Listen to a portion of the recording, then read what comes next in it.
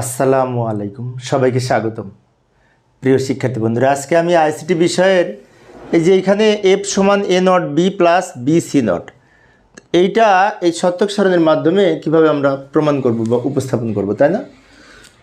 তো এই যে আমি আগে থেকে একটু ছক অঙ্কন করে রেখেছি সময় সেভ করার জন্য। প্রথমত এফ এর যে মান ওটা শেষের ঘরে লিখব, আর এইটাকে পাওয়ার জন্য ছোট ছোট করে এইদিকে আমরা ভাগ করে করে লিখব। যেমন এখানে এ বি সি আছে, তো এ বি সি আগে লিখলাম।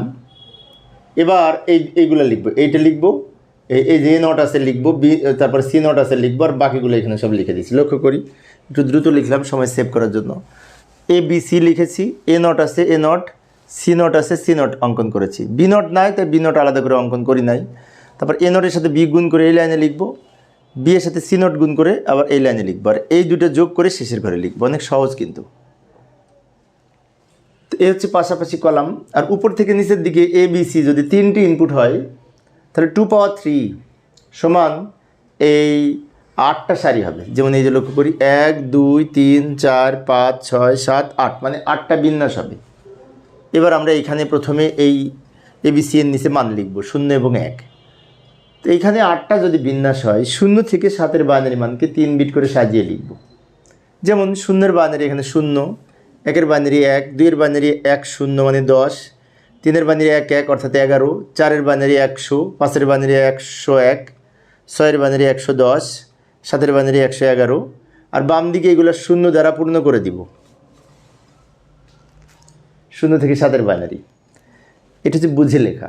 আর আমরা যদি 0 থেকে 7-এর বাইনারি না মনে থাকে, তাহলে অন্যভাবেও একটু শর্টকাট টেকনিকে মুক্ত করা যায়। সেটি হচ্ছে ডান দিক থেকে আমরা যদি কল্পনা করি, 1 1-এর দ্বিগুণ 2, 2-এর দ্বিগুণ 4, 4-এর দ্বিগুণ 8, এইভাবে কম্পিউটার রেজিস্টার কাউন্ট করে। এখানে 1, এটা 1-এর দ্বিগুণ 2, 2-এর দ্বিগুণ 4। 1 মানে কি?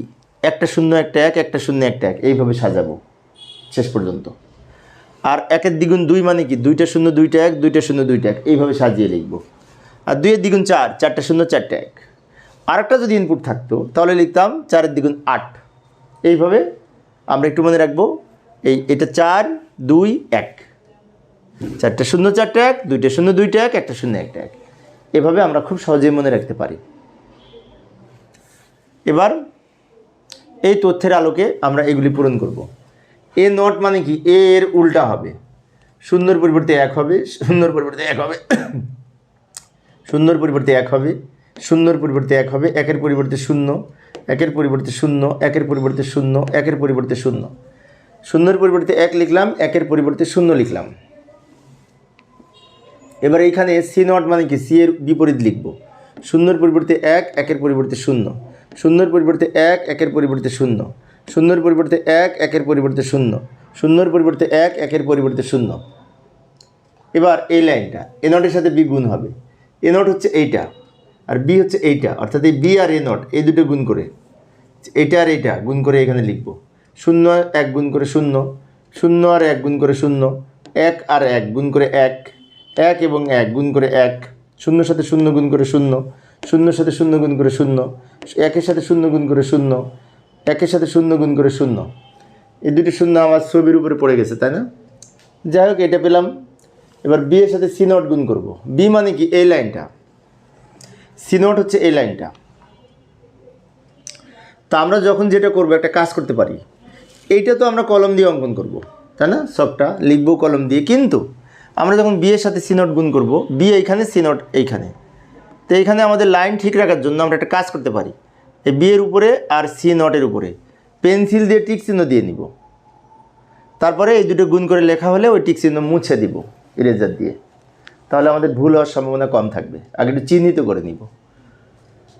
এবার আসি, বি আর সি নট যদি গুণ করে এখানে লিখতে হয়, এই লাইন আর এই লাইন গুণ করব। 0 আর 1 গুণ করে 0, 0 আর 0 গুণ করে 0, 1 আর 1 গুণ করে 1, 1 আর 0 গুণ করে 0, 0 আর 1 গুণ করে 0, 0 আর 0 গুণ করে 0, 1 আর 1 গুণ করে 1, 0 আর 1 গুণ করে 0। এবার এ নট বি হচ্ছে এই লাইনটা, এ বি সি নট হচ্ছে এই লাইনটা। তো এই দুটো যোগ করে এখানে লিখবে, যে মাঝখানে যোগ আছে, 0 আর 0 যোগ করে 0, 0 আর 0 যোগ করে 0, 1 আর 1 যোগ করে 1, 1 আর 0 যোগ করে 1, 0 আর 0 যোগ করে 0, 0 আর 0 যোগ করে 0, 0 আর 1 যোগ করে 1, 0 0 যোগ করে 0। সেটা যোগ করলাম। এইভাবে আমরা এই ধরনের সত্যক সারণী অঙ্কন করতে পারি। সহজ, কিন্তু অতটা জটিল না।